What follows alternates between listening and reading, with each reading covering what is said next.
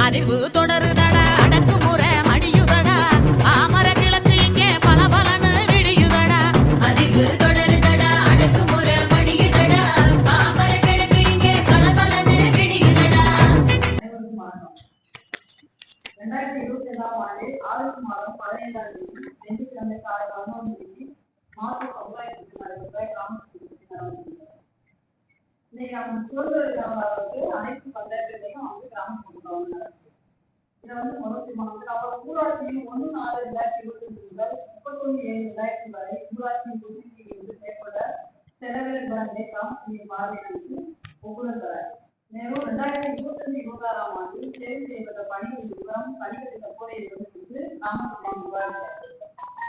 வரவுகள் மாநிலத்திற்கு மாநிலம் 4,54,127, வீட்டு வரி 2,43,532, புதிய கட்டணம் 38,250, பல்வகை வரவு 1000, தொழில்வரி 10,000, டெண்டர் செல்லும் கட்டணம் 33,200, செலவுகள் பைப்லைன் பராமரிப்பு, தெருவிளக்கு பராமரிப்பு 3,18,672, ஊதியம் வழங்கியது 19,760, ஒரு சுகாதாரம் 9,800, இதர செலவுகள் 4,950, திருமலை நகரில் போர்வல் அமைத்தல் 1,79,890, குழுக்காப்பீடு தொகை செலுத்தியது 48,725.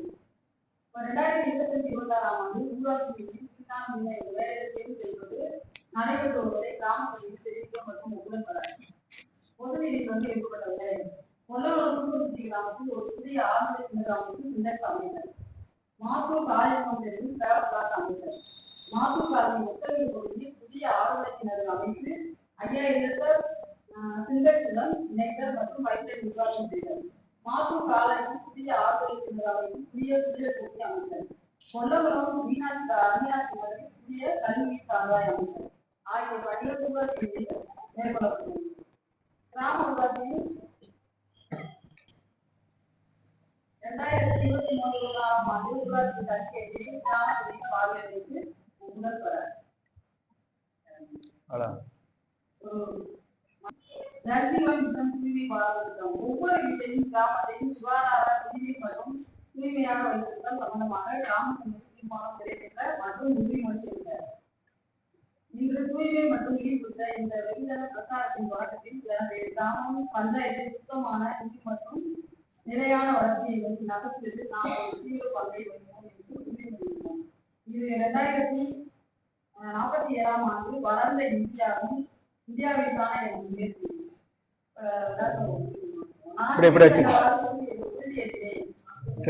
உறுதியளிக்கிறேன். தூய்மையை எனது இயல்பு மற்றும் கலாச்சாரத்தின் ஒருங்கிணைந்த பகுதியாக மாற்ற பாடுபடுவேன்.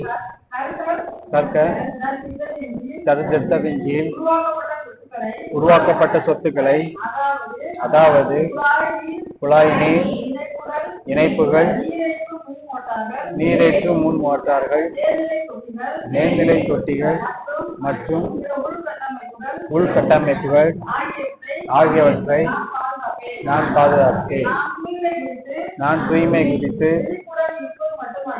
விழிப்புடன் இருப்பது மட்டுமல்லாமல் அதற்கான தீர்வை கண்டறிய மக்களுக்கு விழிப்புணர்வை ஏற்படுத்துவேன். எனது வீடு, கிராமம், நகரம் மற்றும் சுற்றியுள்ள பகுதிகளில் ஈரமான கழிவுகளை முறையாக அப்புறப்படுத்துவேன். நீர் வளங்களில் தூய்மைக்கான கூட்டு பொறுப்புகளுக்கான விழிப்புணர்வை நான் பரப்புவேன். ஒரு முறை மட்டுமே பயன்படுத்தக்கூடிய பிளாஸ்டிக்கை பயன்படுத்த மாட்டேன். பிளாஸ்டிக் கழிவுகளை முறையாக நிர்வகிப்பேன். சுத்தமான மற்றும் பாதுகாப்பான தண்ணீருக்கான நீர் ஆதாரங்களின் முக்கியத்துவம் குறித்து உள்ளூர் சமூகத்திற்கு விழிப்புணர்வு ஏற்படுத்துவேன். நான் குப்பையை கண்ட இடங்களில் குத்த மாட்டேன். மற்றவர்கள் அவ்வாறு செய்யவும் அனுமதிக்க மாட்டேன். தண்ணீர் குழாய்களில் உடனடியாக கசிவுகளை சரி செய்வதோடு அவற்றை பயன்படுத்தும் போது நீர் வீணாவது தடுப்பேன். மேலும் தண்ணீர் குழாய்கள் சரியாக மூடப்பட்டுள்ளதை உறுதி செய்து கொள்வேன். எனது குடும்பம், எனது சமூகம் மட்டுமல்ல, நமது இந்தியா தூய்மைக்கு ஒரு எடுத்துக்காட்டாக மாறும் வகையில் தூய்மைக்கான கடமையை உண்மையான பக்தியுடனும் அர்ப்பணிப்பு உணர்வுடனும் செய்வேன். தூய்மையான தண்ணீரை பிரசாதமாக கருதி பயன்படுத்துவேன். அதை முறையாக பயன்படுத்துவேன். அசுத்தமான நீரை முறையாக அப்புறப்படுத்துவேன். இதுவரை நான் பங்களிப்பை வழங்காவிட்டாலும் இன்றிலிருந்து என் கிராமம், என் பகுதி, என் நகரம் மற்றும் என் பணியிடத்தில் உள்ள அனைவரிடத்திலும் தூய்மை மற்றும் சுகாதாரம் குறித்த விழிப்புணர்வு ஏற்படுத்துவேன். இன்று குறைந்தது 10 பேரையாவது இந்த பிரச்சாரத்தில் பங்கேற்க செய்வேன் என நான் உறுதியளிக்கிறேன். இதனால் நமது நாடு முழுமையான தூய்மை மற்றும் சுகாதாரத்தை நோக்கி முன்னேற முடியும். ஒவ்வொரு வீட்டிற்கும் தண்ணீர் கிடைக்கவும், ஒவ்வொரு வீடும் தண்ணீர் இருக்கும் திசையில் அமையவும் பாடுபடுவேன். குடிநீர் தொடர்ந்து கிடைப்பதற்காக கர்த்தரி நீர் மறுசீரமைப்பு தொடர்பான பணிகளை செய்வேன். மேலும் அபியான் திட்டத்திற்கு எனது முழு பங்களிப்பையும் வழங்குவேன். தூய்மை என்ற எனது தேசிய கடமையை நான் முழு அர்ப்பணிப்புடனும் அதன் நோக்கத்தை நிறைவேற்றுவேன். மேலும் எனது கிராமத்தை சுத்தமாகவும் நீர்வளம் கொண்டதாகவும் ஆரோக்கியமானதாகவும் வலிமையானதாகவும் மாற்றுவேன். இதற்காக எனது முழு பங்களிப்பையும் வழங்குவேன். இன்று தொடங்கப்பட்ட இந்த பிரச்சாரம் எனது கிராமத்திலும் நாட்டிலும் தூய்மை குறித்த புதிய உணர்வை கொண்டு வரும் என்றும் இது 2047 ஆண்டு வளர்ந்த இந்தியாவிற்கான எனது இந்த முயற்சி உதவும் என நான் நம்புவதோடு அதற்காக நான் பாடுகிறேன் என உளமாற உறுதியேற்கிறேன். இனிய காலை வணக்கம். இந்த 79வது நம்ம சுதந்திர தின விழாவிலே நமக்கு இன்று பெருமை சேர்க்கும் நாளாக இந்த கிராம சபை கூட்டத்தில் நான் கலந்து கொள்வதில் மிக்க பெருமை அடைகிறேன். இப்ப நம்ம உறுதிமொழி எடுத்துக்கிட்டோம். இந்த உறுதிமொழியில ஸ்கூல் சம்பந்தப்பட்ட சில விஷயங்களை நமக்கு இந்த கிராம சபை கூட்டத்துல கலந்து உரையாடி அதுக்கான தீர்வு கண்டுபிடிக்கணும் அப்படின்னு சொல்லியிருக்காங்க. உங்ககிட்டயும் அதை பகிர்ந்துக்கிறேன். நான் ஆக்சுவலா இப்ப பள்ளி செல்லும் குழந்தைகளுக்குரிய கணக்கெடுப்பு நடந்துகிட்டு இருக்கு.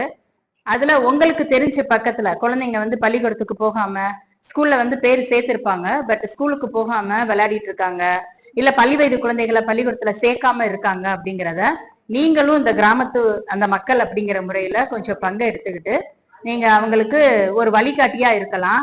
சம்பந்தப்பட்ட ஆசிரியர்கள், சம்பந்தப்பட்ட அந்த பள்ளிக்குள்ள அந்த இருக்குங்க இல்லையா பள்ளி மேலாண்மை குழு, அவங்களுக்கு நீங்க தெரிவிக்கலாம். நிறைய பிள்ளைங்க என்ன பண்றாங்க அப்படின்னா பள்ளிக்கூடத்துக்கு போறேன்னு சொல்லிட்டு நிறைய நீங்க பார்த்திருப்பீங்க.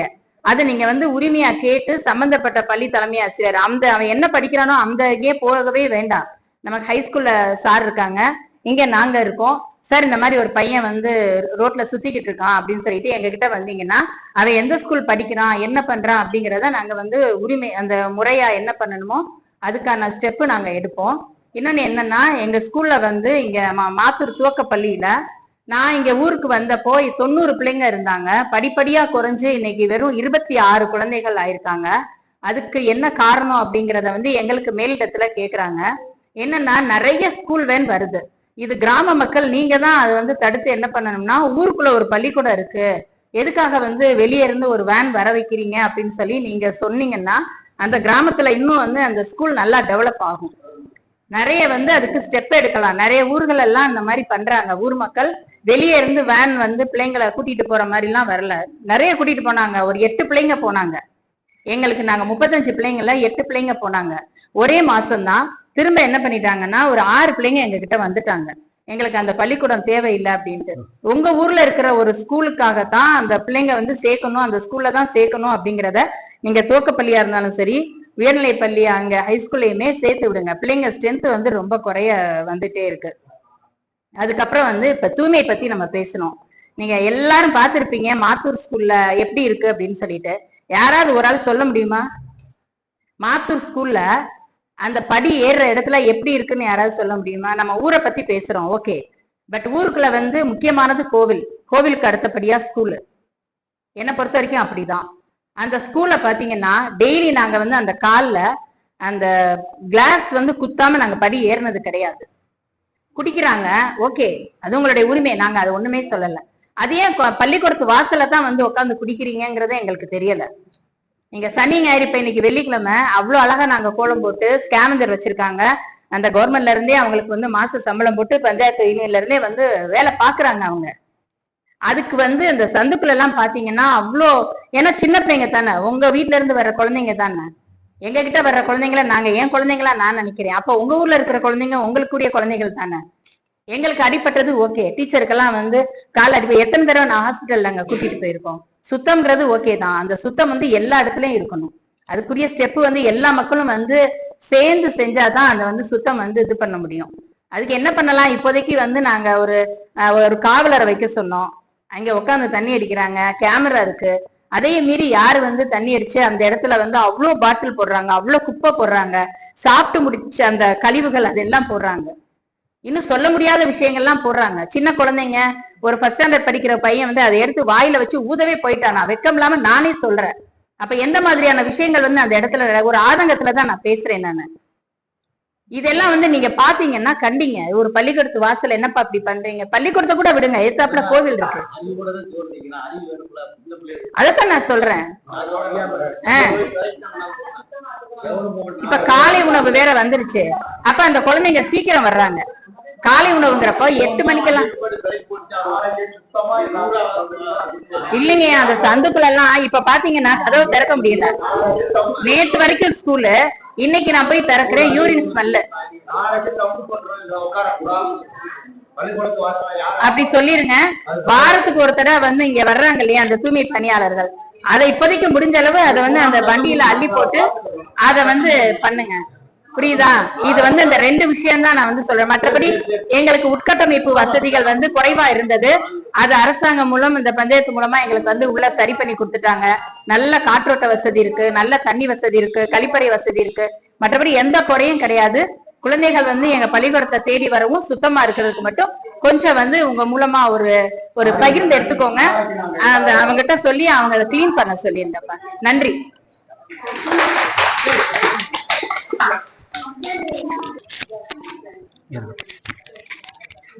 அனைவருக்கும் வணக்கம்.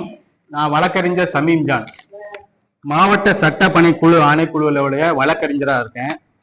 இப்போ வந்து நமக்கு இன்னைக்கு சுதந்திர தினம். சுதந்திர தினத்துல வந்து இந்த சபையில நம்ம எல்லாரும் கூடியிருக்கோம்னா, இந்த கிராமத்துல நீங்க இருக்கீங்கன்னா உங்களுக்கு சட்ட ரீதியான ஏற்படக்கூட பிரச்சனைகள், உங்களுக்கு என்னென்ன பிரச்சனைங்கிறப்ப நான் பிட் நோட்டீஸ் இப்போ கொடுத்துருப்பேன்.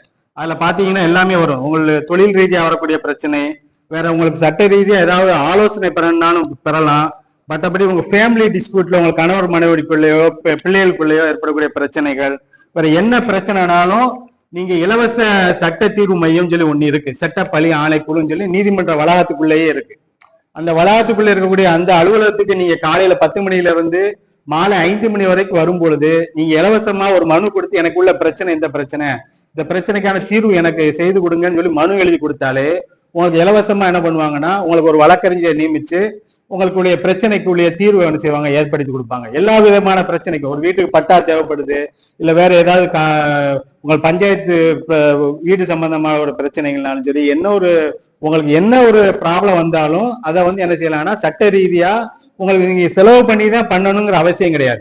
உங்களுக்கு இலவசமாகவே என்ன செய்வாங்கன்னா உங்களுக்கு வழக்கறிஞரை நியமிச்சு அதுக்குள்ள வேலைகளை செய்வாங்க.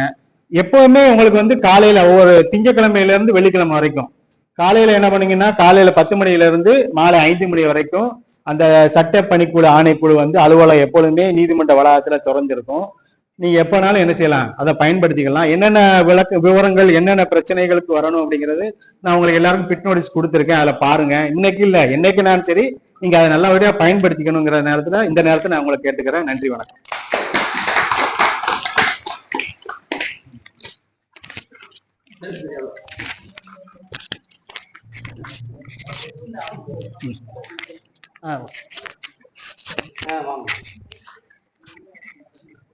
அனைவருக்கும் வணக்கம். என்னோட பேர் அருள்மொழி. மதுரை சமூக அறிவியல் கல்லூரியில நான் வந்து துணை பேராசிரியரா இருக்கேன். இப்ப நாங்க வந்து கல்லூரியில இருந்து எதுக்கு இந்த கிராமத்துக்கு வந்திருக்கோம்னா, SIRDன்னு சொல்லுவாங்க, மாநில ஊரக வளர்ச்சி நிறுவனம். அதுல இருந்து ஒவ்வொரு மதுரையில இருக்க ஒவ்வொரு கல்லூரிக்கும் ஒரு 3 கிராமங்கள் வந்து கொடுப்பாங்க, அவங்களோட வளர்ச்சிக்காக கூட உறுதுணையா இருக்கிறது. எங்க கல்லூரிக்கு 3 கிராமம் வந்து மாத்தூர், வெள்ளியங்குன்றம், இரணியம். சரிங்களா? நாங்க வந்து மாத்தூரை வந்து இது பண்ணிருக்கோம். இந்த ஒரு வருஷத்துல உங்களோட கிராமத்துல நடக்கிற எல்லா வளர்ச்சி பணிகளுக்குமே நாங்க பங்களிப்போம். சரிங்களா? அதுக்கு உங்களோட உதவி வந்து எங்களுக்கு ரொம்ப ரொம்ப வேணும். ஓகே, இப்போ வந்து நீங்க வந்து யோசிக்கலாம், திட்டங்கள் வந்து நிறைய வந்து இப்ப அரசாங்கத்துல இருந்து தர்றாங்க, ஸ்கீம் ஒன்னொன்னா புதுசா வந்துகிட்டே இருக்கு. அதை ஃபுல்லாமே உங்களுக்கு கொண்டு வந்து சேர்க்கறதுக்கு நிறைய கிராம அலுவலர்கள் எல்லாருமே நிறைய இருக்காங்க. நீங்க ஓட்டு போட்டு தேர்ந்தெடுத்தவங்க, அரசாங்கம் மூலமா அதிகாரிகள் நிறைய பேர் இருக்காங்க. ஆனா அது எப்படி உங்களுக்கு வந்து ஒரு எளிமையான முறையில கொண்டு வரலாம், எப்படி உங்களோட அனுபவமும் வந்து வேணும், உங்களோட கருத்துக்களும் வேணும். அது வந்து எவ்வளவு ஈஸியா வந்து நடைமுறைப்படுத்தலான்றதுக்காகத்தான் ஒவ்வொரு கல்லூரிக்கும் பிரிச்சிருக்காங்க. உங்களுக்கு உங்களோட ஒத்துழைப்பை வந்து கொடுத்தீங்கன்னா நாங்க நல்லபடியா வந்து உங்களோட சேர்ந்து வந்து இதுல இந்த பணியை வந்து செய்வோம். இந்த வாய்ப்பு கொடுத்ததுக்கு ரொம்ப நன்றி.